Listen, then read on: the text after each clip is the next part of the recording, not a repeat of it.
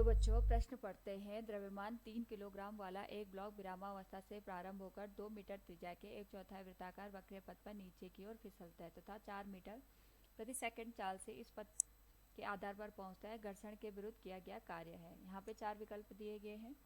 तो सर्वप्रथम हम यहाँ पे मुख्य अवधारणा का प्रयोग करेंगे और इस स्थिति में हमारे पास यहाँ पे जो मुख्य अवधारणा है वह है कार्य ऊर्जा सिद्धांत। कार्य ऊर्जा सिद्धांत हमें ये बताता है कि हमारे पास यहाँ पे किसी भी वस्तु पे अगर हम जितने भी बल लगाकर कार्य करते हैं तो हमारे पास यहाँ पे जो कुल किए गए कार्य होते हैं, अगर हम इन सबको देखें तो कुल किए गए कार्य हमारे पास यहाँ पे जो गतिज ऊर्जा होती है जिसको हम के से दर्शा रहे हैं उसमें परिवर्तन के बराबर होता है, यानी गतिज ऊर्जा अंतिम माइनस गतिज ऊर्जा प्रारंभिक।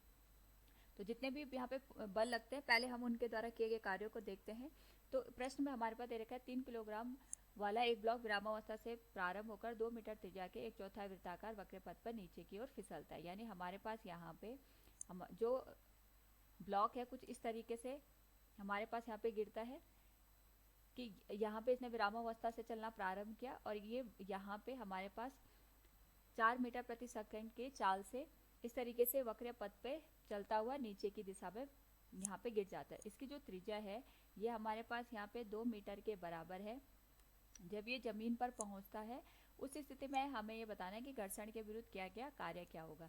तो पहले हम देखेंगे इस पे कौन कौन से बल कार्य कर रहे हैं, क्योंकि यहाँ पे ये वृत्ताकार वक्र पथ पर चल रहा है तो नीचे की ओर इसका जो भार होगा mg वो कार्य करेगा, साथ में यहाँ पे घर्षण बल कार्य करेगा। तो यहाँ पे हम दो बलों द्वारा किया गया कार्य लेंगे। एक तो जो हमारे पास यहाँ पे गुरुत्वाकर्षण बल कार्य करेगा उसके द्वारा, साथ में यहाँ पे हमारे पास जो घर्षण बल कार्य करेगा, उन दोनों का जो मिला करके हमारे पास यहाँ पे मान होगा वो गतिज ऊर्जा में परिवर्तन के बराबर होगा। क्योंकि प्रारंभिक में ये यहाँ पे विरामावस्था की स्थिति में था तो इसका जो प्रारंभिक गतिज ऊर्जा होगी वो तो शून्य हो जाएगी। अंतिम गतिज ऊर्जा को हम 1/2 द्रव्यमान गुणा वेग के वर्ग के बराबर लिख सकते हैं। तो जो द्रव्यमान है वो 3 किलोग्राम है, वेग हमारे पास 4 मीटर प्रति सेकंड है, तो हम इसका वर्ग करेंगे तो 16 के बराबर आ जाएगा।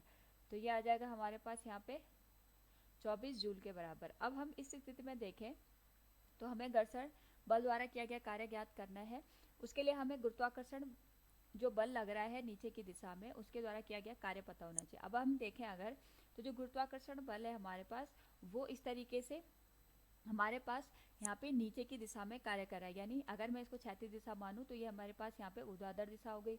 ऊर्ध्वाधर दिशा में ये नीचे की ओर कार्य कर रहा है और विस्थापन भी हमें यहाँ पे ऊर्ध्वाधर दिशा में ही लेना पड़ेगा। भले इसने यहाँ पे जो अपना वास्तविक पथ लिया है वो इस तरीके से वक्राकार लिया है, लेकिन जो हम बल देख रहे हैं वो इस तरीके से ऊर्ध्वाधर दिशा में नीचे की ओर देख रहे हैं। तो जो विस्थापन होगा ये भी हमारे पास नीचे की दिशा में होगा।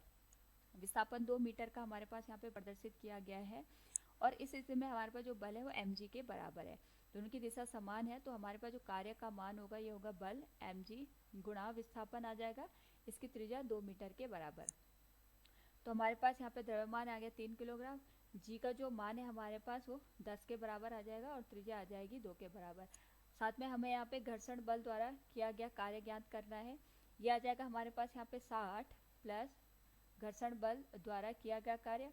अब यहाँ पे जो घर्षण बल द्वारा किया गया कार्य है अगर हम उसको ज्ञात करें, ये आ जाएगा 24 ऋण 60 के बराबर, जिसको हम लिख सकते हैं ऋण 36 जूल। ऋण 36 हमें ये बता रहा है, ऋणात्मक चिन्ह हमें ये बता रहा है कि जिस दिशा में हमारे पास विस्थापन हो रहा है उसके विपरीत हमारे पास बल कार्य कर रहा है। यानी अगर वस्तु आगे को चल रही है तो जो बल है घर्षण बल ये हमारे पास पीछे की दिशा में कार्य कर रहा है। तो इस स्थिति में केवल अगर परिमाण की बात करें तो हम कह सकते हैं विकल्प भी सत्य हो जाएगा। उम्मीद है आपको समझ में आया होगा। धन्यवाद।